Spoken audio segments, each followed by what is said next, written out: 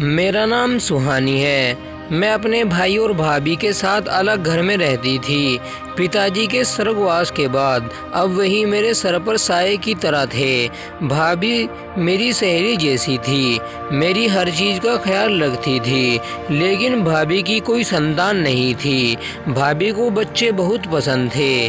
वह दूसरों के बच्चों को हसरत भरी निगाहों से देखती थी। मैं भी अपने घर में रौनक देखना चाहती थी। बच्चों की चहल पहल, बच्चों की आवाज़ें, उनके साथ खेलना। लेकिन सब बहुत मायूस थे। किसी ने हमें किसी माता के मंदिर में जाने का मशवरा दिया तो किसी ने वेद के। मैं भाभी के साथ मंदिर भी जाती थी क्योंकि वह अकेली होती थी। भाई तो काम पर चले जाते थे, इसलिए भाभी के साथ मैं बहुत से मंदिरों में भी गई। वहाँ भी काफ़ी देर तक बैठते थे।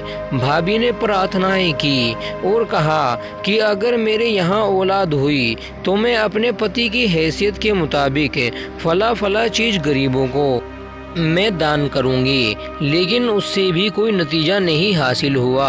काफ़ी महीने इसी तरह जाते रहे, फिर उससे भी मायूस हो गए तो भाभी की बुआ की लड़की ने किसी वैद्य के पास जाने का मशवरा दिया। मैं और भाभी फिर उस वैद्य के पास भी गए और उसने भाभी को कुछ जड़ी बूटियां बनाकर दी और पति पत्नी दोनों को खाने का मशवरा दिया। भाभी वह जड़ी बूटियां पाबंदी से खाती रहती और भाई को भी खिलाती, लेकिन उससे भी कोई फ़ायदा हासिल नहीं हुआ। फिर एक दिन हमारे घर के पास एक मोहल्ले की औरत किसी काम से हमारे घर आ गई और जब उसने भाभी का उतरा हुआ चेहरा देखा तो वजह जानना चाही, जिस पर भाभी ने अपनी बेऔलादी का किस्सा उन्हें बताना शुरू कर दिया और यह भी बताया वह हर तरीका आजमा चुकी है और अब तो हिम्मत भी हार चुकी है। लेकिन फिर उस औरत ने भाभी को किसी बाबा का पता दिया कि उनके पास जाओगी तो तुम्हें ज़रूर फ़ायदा होगा। भाभी के दिल में फिर से उम्मीद की एक किरण जाग उठी। भाभी ने अगले ही दिन उस बाबा के पास जाने का फैसला कर लिया। उस बाबा ने भाभी को कुछ राख दी और कहा कि इसे अपने दुपट्टे में बांध कर रखना और रात को सोते वक्त अपने जिस्म पर भी मल लेना। भाभी ने उस बाबा के बताए हुए तरीके के मुताबिक ही सब कुछ किया।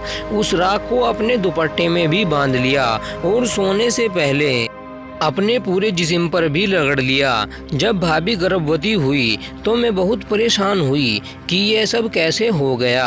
भाभी अचानक एक राख के इस्तेमाल से गर्भवती कैसे हो सकती है। बहरहाल भाभी बहुत खुश थी कि वह माँ बनने वाली थी। वह तो खुशी से फूले नहीं समा रही थी। खैर, उन्होंने यह खुशखबरी भाई को सुनाना चाहिए।